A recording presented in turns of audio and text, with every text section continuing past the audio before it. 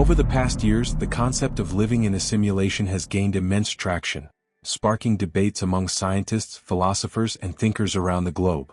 What if everything we know, the air we breathe, the stars we see, the relationships we build, is part of a highly sophisticated simulation?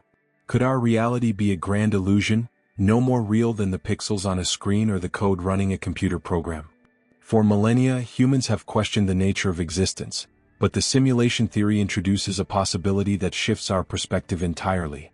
And as we peer deeper into the advancements of technology, the growing evidence for this idea feels like the unraveling of a mystery too vast to comprehend. Let's take a moment to reflect on our place in the universe.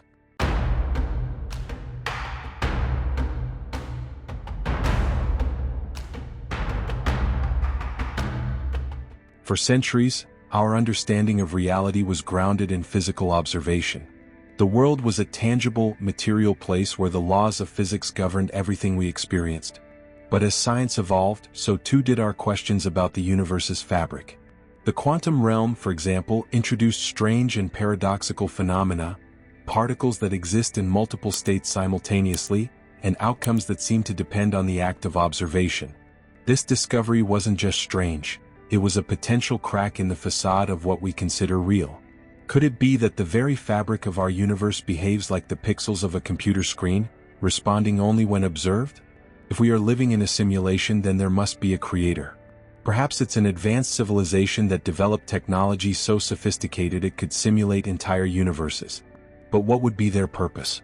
Would they be studying us like scientists observe animals in a controlled environment? Or are we part of a simulation designed for entertainment or nostalgia? A recreation of a long-lost past for beings who exist in a far-advanced future? These questions lead us to consider the moral and philosophical implications of creating simulations. If we are simulations, what does that say about our emotions, our struggles, and our triumphs? Are they any less real simply because they are programmed? Now let's imagine for a moment the implications of discovering this truth. What if tomorrow scientists released undeniable evidence proving that we are living in a simulated reality? Would religions crumble, or would they adapt, claiming the creator of the simulation as their deity? Would wars break out over control of the simulation's narrative, or would humanity unite under the shared knowledge of its artificial nature? These questions are not as far-fetched as they seem. In fact, many philosophers argue that our inability to disprove the simulation theory is, in itself, evidence that it might be true. But let's shift gears and delve into some of the most compelling arguments for the simulation theory. First, consider the exponential growth of computing power. Today's supercomputers can simulate weather patterns, molecular interactions, and even primitive forms of artificial intelligence. Virtual reality technology allows us to immerse ourselves in digital worlds that, while not yet indistinguishable from reality, are growing more sophisticated with each passing year. If this trend continues, it's not hard to imagine a future where entire civilizations could be simulated with such accuracy that the beings within them would be unaware of their artificial origins. And yet, there are those who argue against the theory. They point out the immense computational power required to simulate a universe as vast and complex as ours. But what if the simulation doesn't render everything at once? Just as video games only generate the environment the player can see, a simulated universe might only render what's being observed at any given moment. This concept aligns eerily well with certain phenomena in quantum mechanics, where particles seem to exist in undefined states until measured. Let's take another hypothetical leap. What if glitches in the simulation are already happening? Stories of strange, unexplainable occurrences, like déjà vu, objects disappearing and reappearing, or the Mandela effect, have led some to speculate that these are errors in the code. While skeptics dismiss these as quirks of human memory or perception, the possibility of such glitches provides fertile ground for the imagination. But perhaps the most intriguing aspect of the simulation theory is its implications for our future. If we are simulations, does that mean we are destined to create simulations of our own? In a sense, are we gods in training, preparing to become creators of worlds ourselves? This prospect raises ethical questions that humanity has yet to confront. If we create sentient beings in a simulation, do we bear responsibility for their well-being? Would we owe them the same rights and freedoms we demand for ourselves? The simulation theory challenges our understanding of reality, but it also forces us to confront deeper questions about existence, purpose, and morality.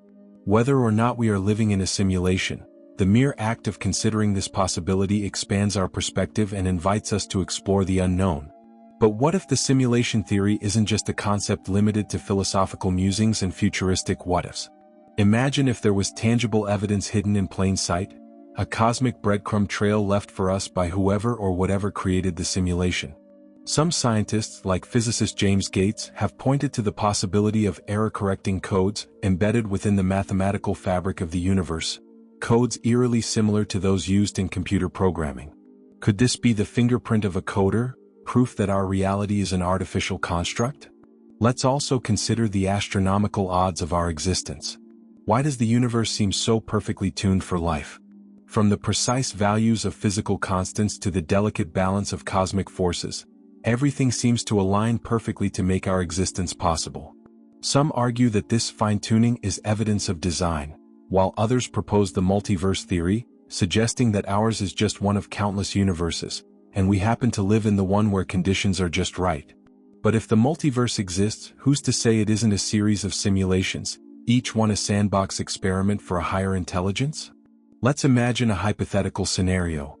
What if humanity itself stumbles upon the ability to create its own simulated worlds? With the rapid development of artificial intelligence and virtual reality, we may one day build simulations so lifelike that the beings within them will experience their world as fully as we experience ours. At that point, the lines between creator and created, reality and simulation, will blur beyond recognition. Could it be that this is a cycle, a never-ending loop where simulated beings create simulations and on it goes? Looking back at history, one might argue that simulation theory isn't entirely new. Ancient civilizations pondered similar ideas, albeit through different lenses. The concept of Maya in Hindu philosophy describes the world as an illusion, while Plato's allegory of the cave suggests that what we perceive as reality might be mere shadows of a greater truth. Could it be that these ancient thinkers were onto something, that their insights were early attempts to grapple with the same questions we face today? And what about religion? The idea of an all-powerful creator who watches over us bears a striking resemblance to the notion of a simulation programmer. If we are living in a simulation, does that make the programmer our God? And if so, does that God care about us? Are we more than just data points in a vast experiment, or is there meaning and purpose to our existence?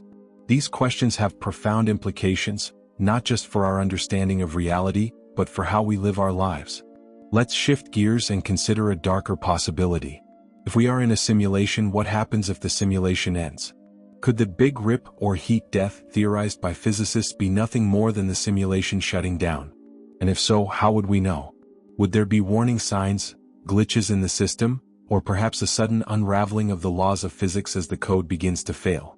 This is a chilling thought, but it's one that forces us to confront the fragility of our existence. But let's not end on a note of despair. If the simulation theory is true, it opens up a world of possibilities. Perhaps we can learn to manipulate the code, bending the rules of our reality to achieve things once thought impossible. Maybe we can communicate with the creators, asking them the questions that have plagued humanity for millennia.